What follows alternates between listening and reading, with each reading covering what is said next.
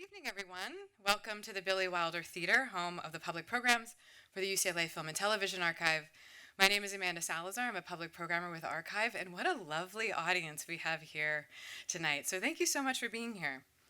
Before we begin, as a land-grant institution, the Film and Television Archive at UCLA would like to acknowledge our presence on the traditional, ancestral, and unceded territory of the Gabrielino and Tongva peoples. We are humbled to do work in this community. There are quite a few people, individuals and organizations that I would like to thank that made tonight's screening possible. All of the archive screenings at the Wilder are free thanks to a gift from an anonymous donor, and we are grateful for their support. This screening is generally supported by the Maya Reinhardt Family Foundation. To provide some context here, when you work at an archive and you realize there are more projects than you can imagine that would benefit or need restoration and preservation, and our archive has a long history of preserving student work for future generations. In this case, and for this inaugural year and the program that was created around it, it would not have been made possible without the funding from this organization, and for that we are deeply grateful. There were some instrumental people that worked on this from the archive side that I would also like to thank from behind the scenes. They don't often get thanked very often, so I'm going to do that here, and they are in the audience. You can also thank them in person after the show. I would first like to thank Mark Quigley, Todd Weiner, and Maya Montañez-Smuckler for assisting with the grant process.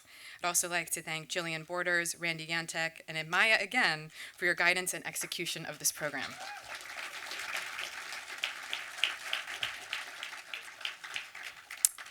I would like to thank three students in particular, Lubin, Gabz Norte, and Christiana Scholze, but more on them soon. We can definitely give them a round of applause.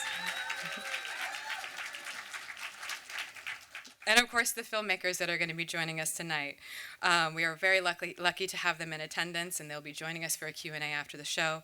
Thank you for entrusting the archive to work on your projects. We are so excited to be sharing them together in community tonight.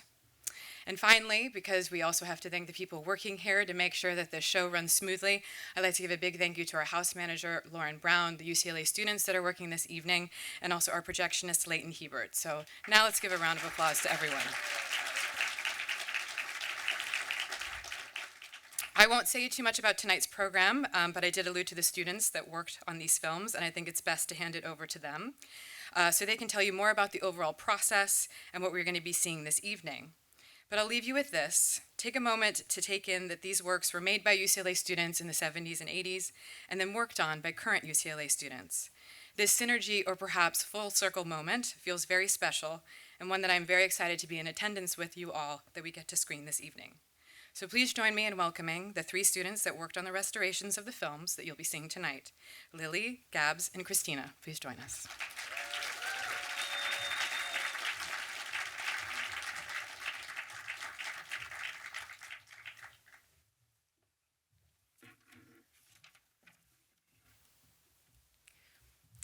Good evening, everyone, and thank you for joining us tonight. I'm Christina Scholze. I'm Lily Lubin. I'm Gabz Norte. Over the course of 10 weeks this past summer, under the supervision of archive staff, we had the honor of restoring 3 UCLA student films from the 1960s through the 1980s. Our internship allowed us the unique opportunity of a thorough learning experience, working with our selected films from inspection and preparation to scanning to digital restoration and editing. Working with the best elements available in the archive's collection, such as the original A/B rolls and track negatives, we immersed ourselves in each of these films. These films include Second Campaign, a documentary created in response to the May 1969 People's Park protest in Berkeley, California. Amidst conflicts over free speech, the autonomy of People's Park, and the calling in of the National Guard by then-Governor Ronald Reagan, UCLA film students Norman Yonemoto and Nikolai Ursin, who also went by Nick Elliott, traveled to Berkeley to film the continuing protests. This is especially relevant as the struggle over People's Park and its meaning to the community continues to this very day. Expecting a volatile situation, what they found was something unexpected. Moments of communal joy and celebration. Both Norman and Nick make appearances in the documentary. Norman is filmed interviewing bystanders, and we can hear their voices answering questions. Their presence on camera not only adds to the student perspective of this historical event, not only as filmmakers, but as students visiting from another UC campus. Though Norman and Nick are no longer with us, their legacy lives on through their work and the moments of joy they captured.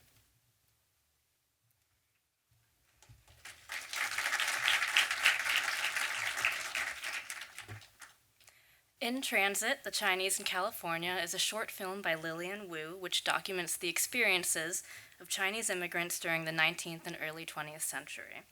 Featuring narrations from founding members of the East-West Players, one of the first Asian American theater organizations in Los Angeles, the blend of live-action scenes, animation, and photo prints are a testament to the scope of editing on film at the time. Because of the lack of information about this title and its production history, restoring this film felt like a priority. In creating this film, Lilian aimed to spread knowledge about the history of Chinese immigration from an authentic perspective, and it was our aim in this internship to preserve and make accessible a broader scope of student films that are more reflective of the evolving campus and ideologies, especially those that featured marginalized perspectives during a time when they were not commonplace.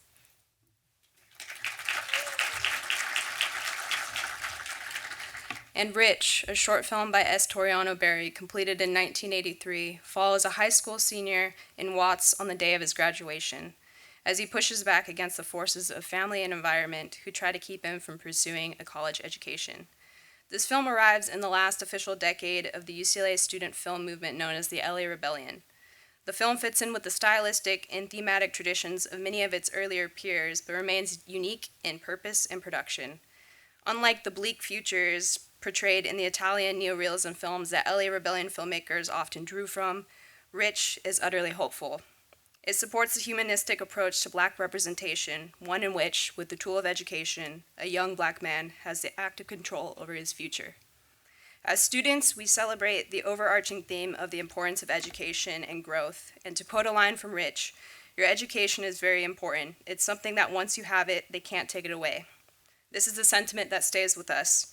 As archivists, we recognize student films as holding a wealth of information, not only as records of a filmmaker or artist's work, but as memory documents that tell us the stories of individuals behind them, the places that they immortalized, and the cultural zeitgeist of an era, especially the time at one of the most notable film schools in the country. We hope you enjoy the films.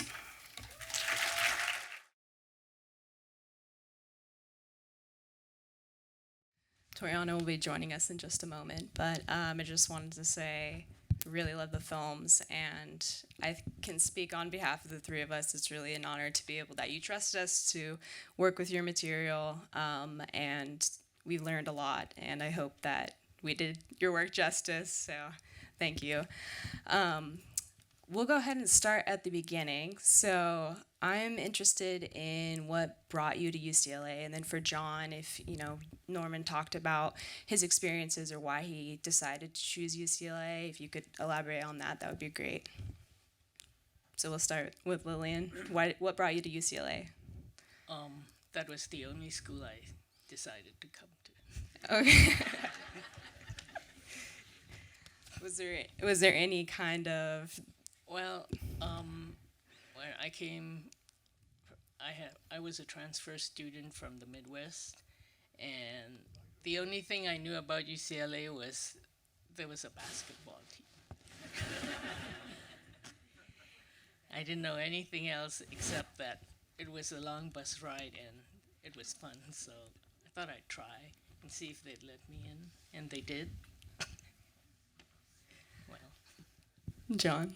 And for Norman, Norman had studied at UC Berkeley and in '64, and then he had gone to Santa Clara University, but he really wanted to become a filmmaker, and he thought that living in Hollywood and near the movie industry would be very important, and so he thought that UCLA with the strong film program was the right place for him, and he loved being here. And then after he went on to study at AFI, where he got his master's in screenwriting. Amazing. Torriano, thanks for joining us. I heard what the question Okay, was. cool. Yeah. I got, Perfect. I got fielding coming in. Sorry for being late, but pause for the cause. This happens when you get old. Anyway, yeah. UCLA, I was at Arizona State, and one of my fraternity brothers had just gotten accepted at the dental school at UCLA. And so, I worked my last year at Arizona State, and I knew I wasn't ready to punch a time clock, and I had been, I was a photographer. I started off in photography. I would work with, do little, Super 8 millimeter movies, because my dad actually used to shoot little Super 8 and regular 8 home movies.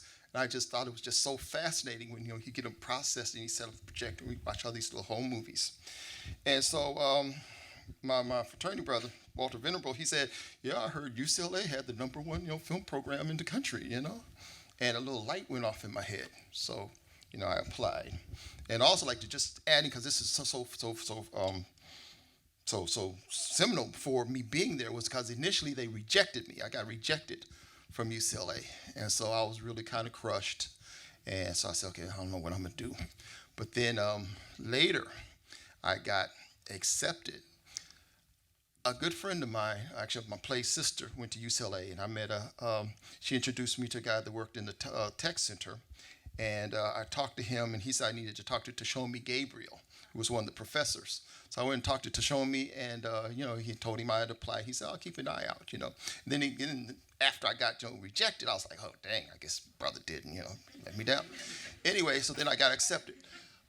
The second year I was there, second or third year I was there, I was talking to Tashomi. And he said what happened was that some guy whose father or uncle or something worked in the industry got rejected. And two of the people on the selection committee came to him and said, look, we need you to, let him in. So Tashomi said, I'll go for your guy if you go for my guy. So that's how I got into film school, and I figured that was it.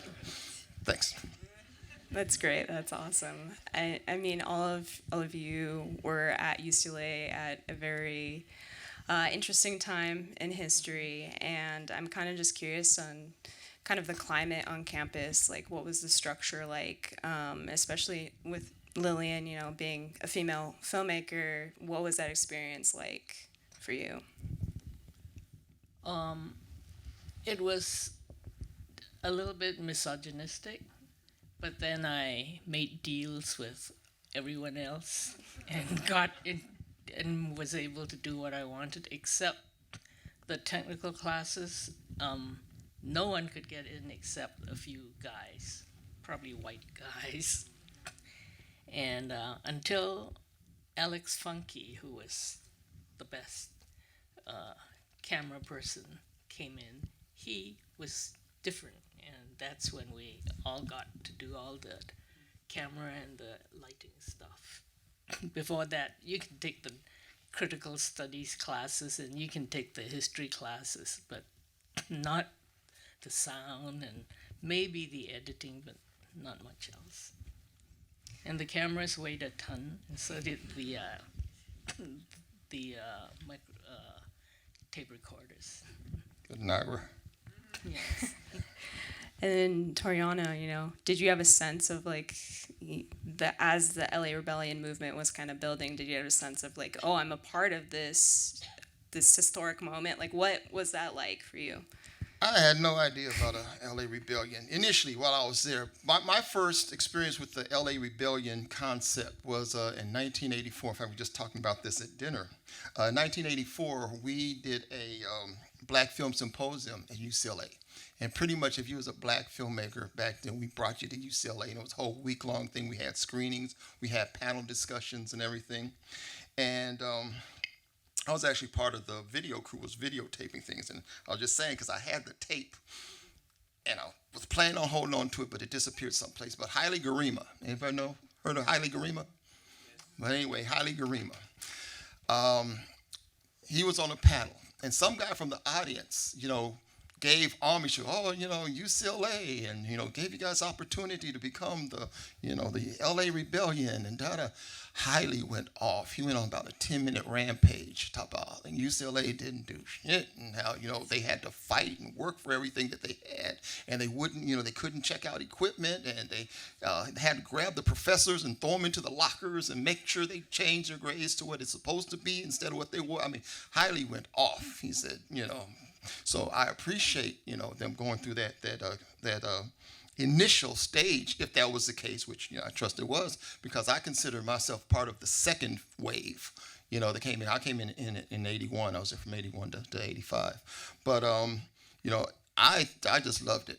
I just loved it. Like I was talking as well, because being interested in film, and coming from Iowa, and actually I was at Arizona State at the time, but I go to films, and of course I would look at the lighting and the montage. I'd be looking at all this stuff, and so I'd be with my date, and then after the film I'd be wanting to discuss it, and they just look at me like I'm crazy, like shut up, talk that mess and kiss me or something, I don't know what it was, but I really kind of felt, by myself. But once I got to UCLA, there were like-minded, people who were interested in film. And I could talk all of that stuff, and it was just a very, very interesting and a very rewarding experience.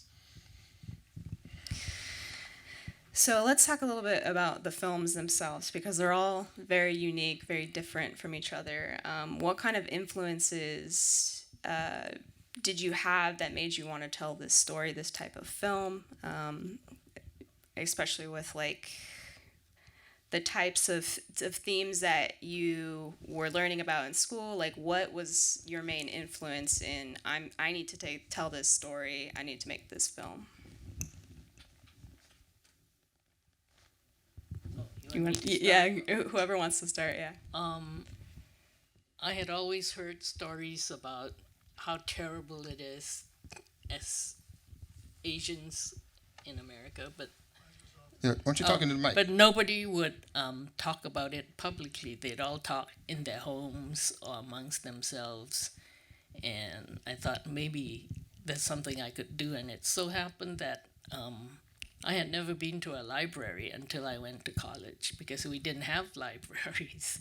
And I read all these books where they had these amazing laws about California in the 1800s in that period, and I thought this would be interesting. And then I saw these pictures of the railroads being built and so on, so I thought maybe I could do something with these, and that's how it started.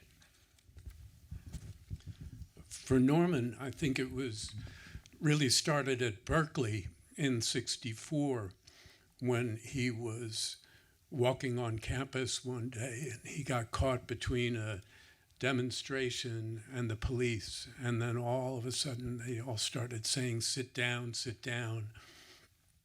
And it was really the beginning of the free speech movement, because all of a sudden a student got up on the car and it was Mario Savio.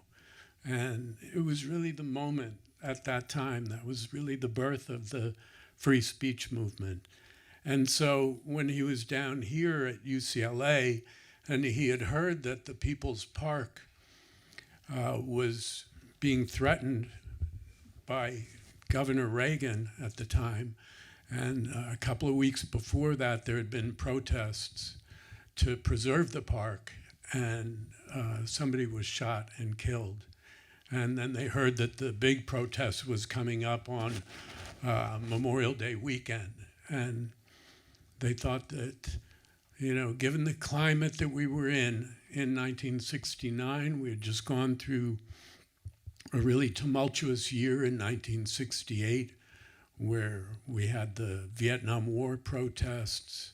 In April of that year, Martin Luther King Jr. was shot and killed, assassinated. 2 months later, Bobby Kennedy was shot and killed.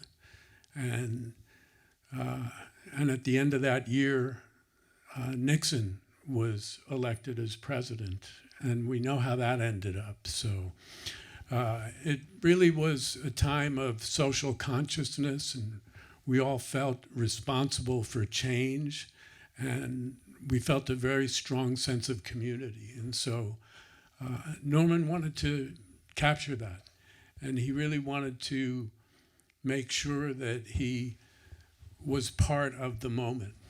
And he had a very unique way of looking at the present moment and seeing how it would be important in the future. He used to call it nostalgia for the present. And he could see that this was going to be an important moment, and he wanted to preserve it, and it sure still resonates today. Definitely. I mean, in the past year, similar protests have been going on at People's Park, so it's still incredibly relevant and a testament to him exactly knowing that to be a fact. He also worked with Nick, so maybe you want to talk a little bit about that relationship. They did a lot of work together. They did a lot of work together. Nick, Ursine, and Norman were partners in the beginning, and then they became collaborators on the films. Norman was a video artist and experimental filmmaker. He collaborated with his brother Bruce on many projects, and Nick was their cinematographer. And Nick was fantastic. They worked together on pieces right up until 1990 when Nick passed away from AIDS. And it's kind of fitting that today being World AIDS Day that we're thinking about Nick on this special day. So that's really nice. And thanks. And I'm still close with his sister, and we're good friends, and we see each other, and we remember the collaboration between Nick and Norman. It was really very special. And we actually ended up, Nick left part of the house that we lived in. He left part of the house to Norman, and I'm still living in that house in Venice. So big part of our lives. Definitely, and it's great that there's someone here that can talk about those experiences and represent him. And I know that Lilian, you actually knew Nick as well. Yes. So do you have any stories about Nick? Only that he was a nice TA, and everybody wanted him for the TA, and we didn't get. And he was the only guy who had a suit and tie every time. That's great. And then Torriano, influences for Rich. I was just sitting here trying to think of where the concept came from, and it just wouldn't come to me. But basically going into film, I just remember as a little boy, because there was a whole thing about Biafra and, the hunger in Africa. Because growing up in Iowa, there's a hell lot of racism and bullshit, that just bugged me. I mean, it just hurt me as a kid. It just ate me up inside. And I always wondered, I don't know, why do I feel like this? I'm just a little boy. I can't do anything about it. And then, as I kind of grew, like I said, I got interested in photography and then started looking into film, I realized the power, that film has to actually, affect change, and actually motivate people's actions and everything. And so I think that was probably the main motivating force, that I had. And also it's interesting that, you mentioned in your, opening about Rich and how hopeful it was. The original title for Rich was All Dreams Don't Come True. And it ended with the gang killing him in the alley. But what happened? I know it's not funny. I don't even know why I'm laughing. But what happened was this. I mean, it actually changed because anyone who knows about filmmaking is a fluid process. Things change, shit happens. You got to just, adjust. So what happened was there was actually 3 additional scenes that actually took place at school. After, Rich jumped that fence, we actually saw him in school. There was a classroom scene, a lunchroom scene, and a scene with him talking to his track coach. And you find out that he actually had just, been offered a track scholarship to college, And so I cast the gang members came from Centennial High School in Compton. And so we would go there. I would go there once a week for about 3 weeks, and we would rehearse. And then, of course, we rehearsed, for the school scenes. And it was a Friday, our last rehearsal. And I stopped in the office. I said, okay, well, we'll be here Monday at 9 o'clock, with the equipment and everything. We'll start shooting. They said, okay, we'll see you then. Like I said, I've been dealing with them for a whole month. We show up Monday, got the van, got the equipment, got everything. I walk in the office. I'm told, well, all participating students have to have parental slips in order to participate. What you gonna do? Anyway, so that's where the Watts, the Watts Towers scene came. I basically had to rewrite that, and all of the basic information that you got from the school, you actually then get from the Watts Towers scene. So that's how that ended up. And then, of course, at that point, it the whole dynamic kind of shifted. And so I ended up changing the ending and made it hopeful, and I think it ended up better that way. Yeah, no, I love it. I love the ending, I love a good, hopeful ending. Speaking on, like, having to make changes and, as a former film school person as well, film students are plagued by two things, and that's a lack of time and a lack of money. And Yep. so I'm curious as to how your production processes were carried out, kind of the timeline for them. I know, Lilian, your film took a very long time to create, and, it's very evident in the amount of animation and editing that went into it. So what was that process like for you? Right after can you hear me? Right after I proposed, the teacher I wanted to work with was not hired back. And the second teacher I wanted to work with, he left. So I had to figure out what to do next, and there was only one choice: animation, because I had all these stills. But you can't just take your footage and your pictures or your whatever and go there and ask, because Dan McLaughlin, who was kind of the only teacher there, you have to take all his classes and you have to pass them, and you have to have everything storyboarded, timed, and everything is in place, and you have to have real narration with real actors. Then you can push the button and start filming. Well, I had everything except, eventually. And he wouldn't tell you if you did something wrong. He just said, go back, it's not good enough. You want to say something, how is it impacting the person you're telling?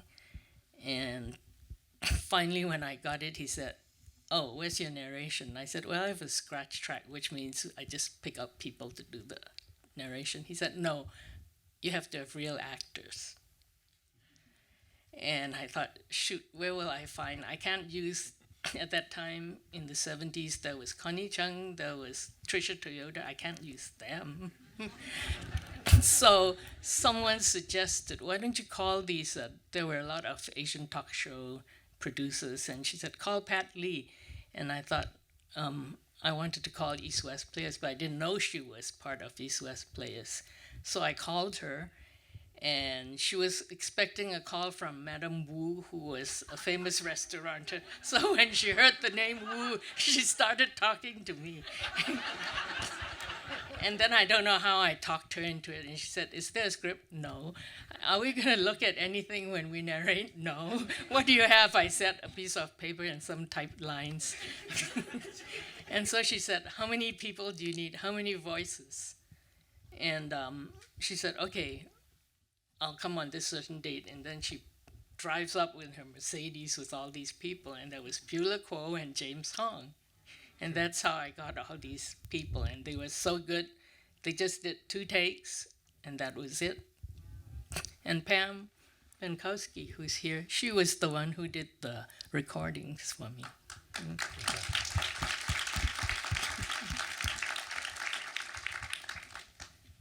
Well, Production process for, if you have any.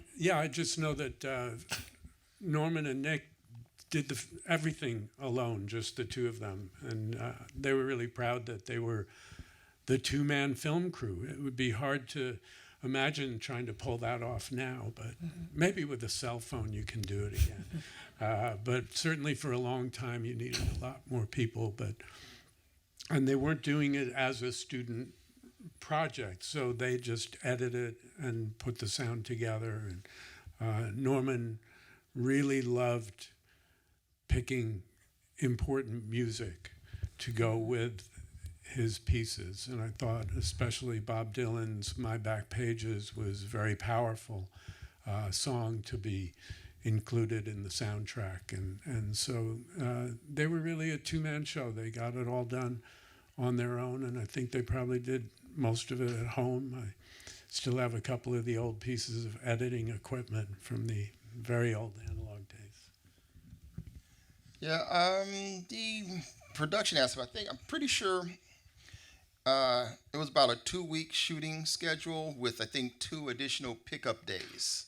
Now, I never intended to act in this thing, okay? There was never, ever did I ever have any kind of an idea that I wanted to or needed to or thought I was going to act. What ended up happening was I had cast the whole piece. I had cast everybody except for Rich. There was one guy that I think might have been able to pull it off, but I don't know, I just didn't feel right. So what happened was, because I was actually 24 at the time, so I went in, and it was 2 days before I was to start production.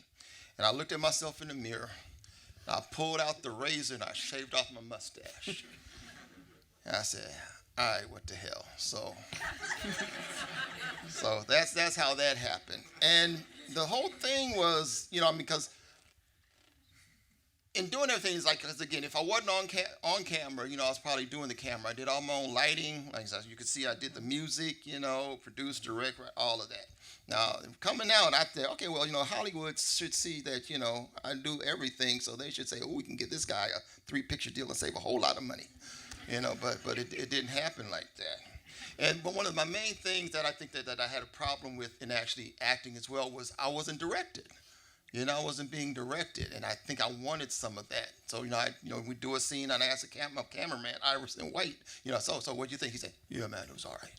But he never gave me any kind of notes and anything, and I always kind of missed that. So, but that was about it. Probably had about a 3-4 person crew, each shoot, and things went very well. Another thing I'd like to mention too.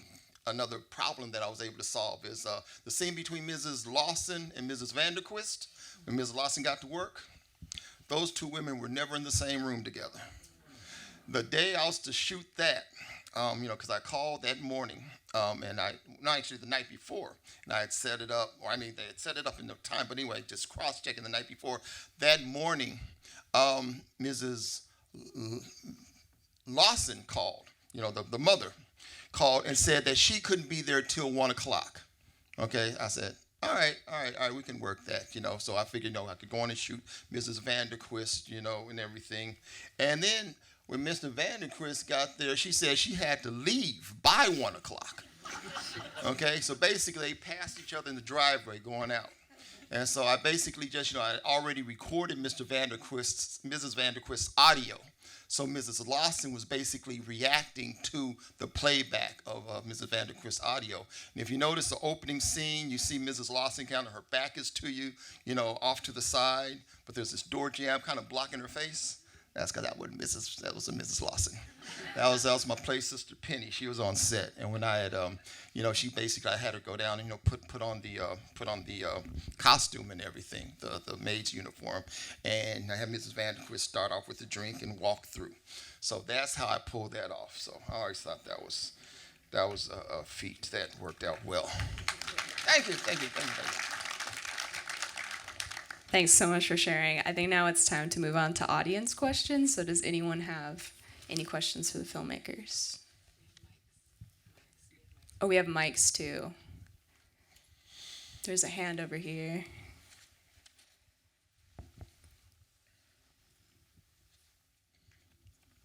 Yes. How would you compare the experiences of Chinese Americans to those immigrants from other countries in the Far East? Are you talking about now or in the past?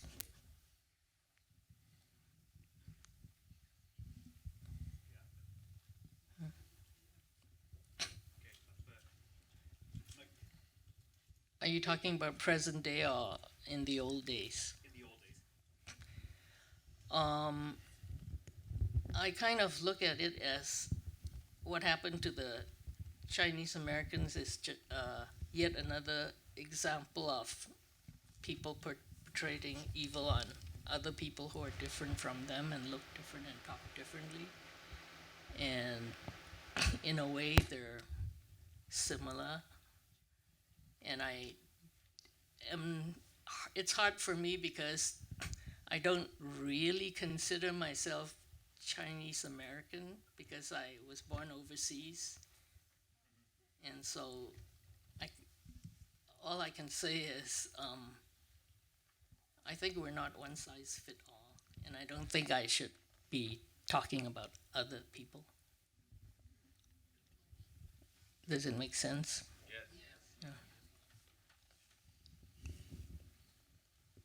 Is there another question? This hand right here.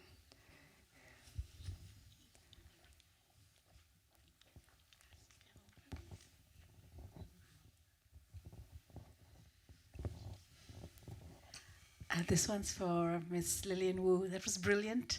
Thank you so much for your film. My question is, how is the documentary process different from the animation process for you? The animation process was it's quite solitary because you have to do everything yourself. You have to measure. We're talking about 50 years ago when you have to measure everything and set all the timing, and then you have to do it, and you have to do it when nobody else is using the camera. And at that time at UCLA, there was only one camera in the animation room. And it's when nobody's taking classes or filming things, so you work at night, like from 9 o'clock to 6 o'clock or some weird time. And and it takes forever. What was the other part? Oh, the documentary was fun because you get to go outside, you have your crew, and you work with, you get to go places, you do things, and there's lots of stuff that didn't get in the film because after collecting all that, sometimes there are things you don't know what to do with them, and we had to take a lot of field trips and go to parts of gold country. And there was one time when I didn't know you couldn't move headstones. And the headstone was hard to film visually. It was not interesting, so I propped it up.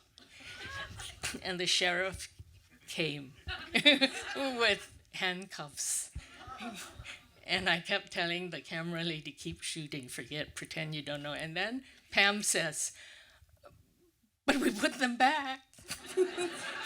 And we got away with it. Things like that. All right, we have time for one more audience question.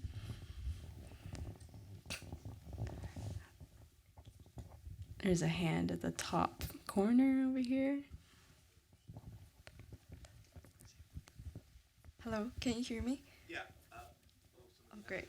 So this question is actually for all the three filmmakers. So I want to know, how does it make you feel to look back at the films that you filmed over several decades ago? Because I can't even look at the stuff I filmed like a year ago. So I wonder how it makes you feel. Thank you so much. I think mine is much too long. Well, I had a chance to watch this many times with Norman, and he loved it. I mean, he loved the film, and I think he would be thrilled to see it restored. Thank you so much to the UCLA Film and Television Archive for doing this.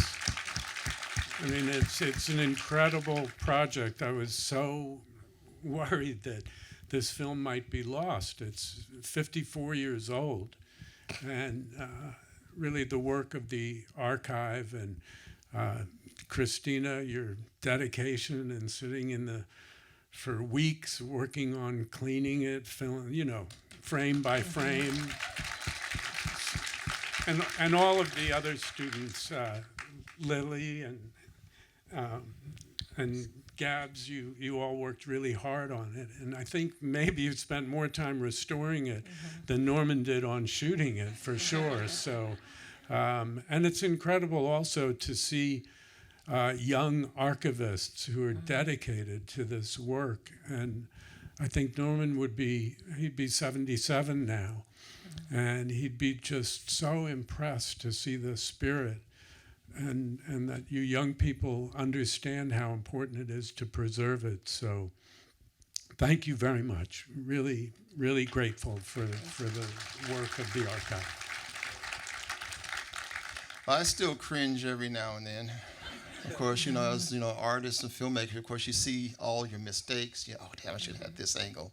Oh, there's too much headroom. Just different things like that. I always feel that slap after breakfast. I always feel the slap. So I told her, I said, no, go and slap me. Because I've seen film, you see films where, they do the cut, and it's fake. I'm like, I'm not going for that fake shit. You're going to slap me. And so that was actually the third take when she got me. First, she missed me completely. Then second take too, she got my nose.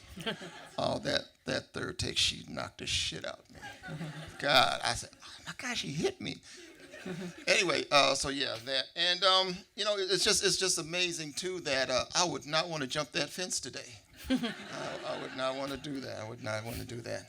But believe me, as you do work and you do more work and you look back, it's the thing is, if your work, stands up and still tells the story that you're trying to tell and still says what you're going to say and still has an impact that you want to have, then I think, you've done the job you needed to do.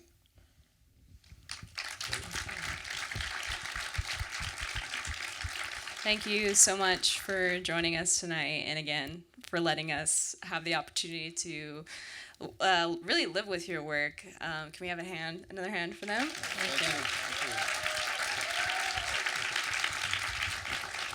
Also, if I may say, just shameless self-promotion.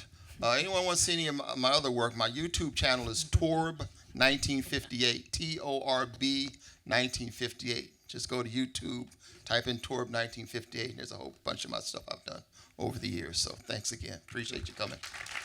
Thank you. Thank you.